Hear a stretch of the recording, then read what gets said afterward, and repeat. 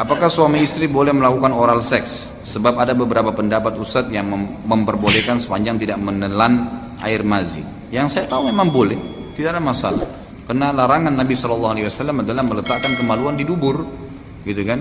Itu haram mutlak. Nanti akan kita bahas, itu ada di dosa besar yang keberapa tadi. Itu ada bahasan sendiri. Masalah itu nanti insya Allah kita akan jelaskan panjang lebar adab seksual dalam Islam. Tapi Allahu a'lam Rabu keberapa. Jadi biar penasaran, gitu kan?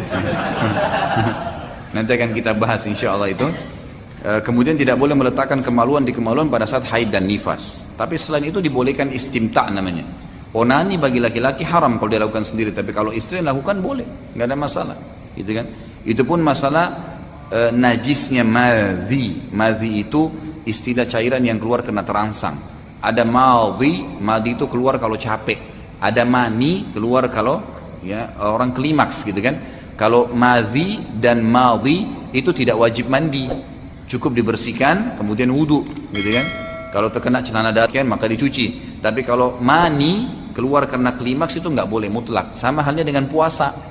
Kalau seseorang sampai tumpah madhinya, gitu kan, maka dia tidak batal puasanya. Ini bukan berarti saya bilang Ramadan silakan cumbuan ya.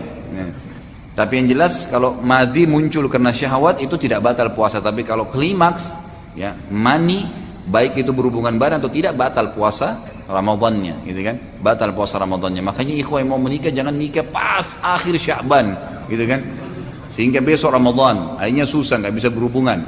Jadi kebanyakan orang nikah itu setelah Lebaran Idul Fitri, bulan Syawal, gitu. Ya, seperti itu boleh saja. Ada pendapat memang yang mengatakan dan lebih kuat mengatakan madhi itu sifatnya najis, gitu kan? Sifatnya najis. Tapi ada pendapat yang mengatakan tidak, secara mutlak juga tidak, gitu kan? Karena ada yang keluar setelah madhi, yaitu mani. Pendapat yang mengatakan madhi najis, ya, mengatakan bahwasanya mani nggak najis, padahal dari sumber yang sama. Bahkan mani itu lebih kental. Memang dia pada saat klimaks. Artinya madhi ini cuma pembukaannya saja. Mani semestinya yang lebih najis kan gitu. Itu secara rasional gitu. Mestinya seperti itu.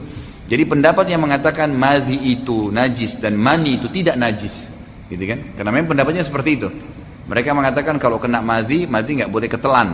Ya, bagi orang melakukan oral seks. Kemudian kalau mani itu mani tidak najis karena ada hadis Bukhari yang menjelaskan bahwasanya Aisyah radhiyallahu anha pernah mengerik sisa mani di baju Nabi SAW yang sudah kering.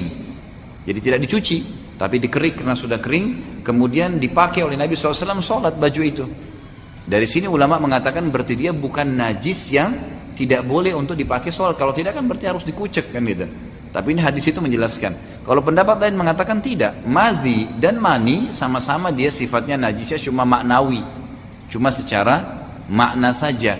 Dia najis di zatnya, seperti halnya najisnya alkohol. Dia najis di zatnya, tapi tidak menajiskan.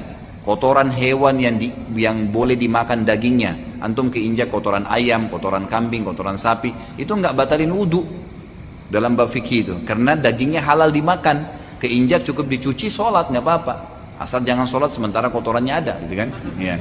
Jadi dibersihin dulu, baru kemudian sholat. Tapi kalau hewan yang tidak boleh dimakan dagingnya, bertaring, kotoran manusia, kotoran harimau, kucing, itu nggak boleh. Najis berarti kan, najisnya sudah berat. Mughalladhah namanya. Kurang lebih seperti itu.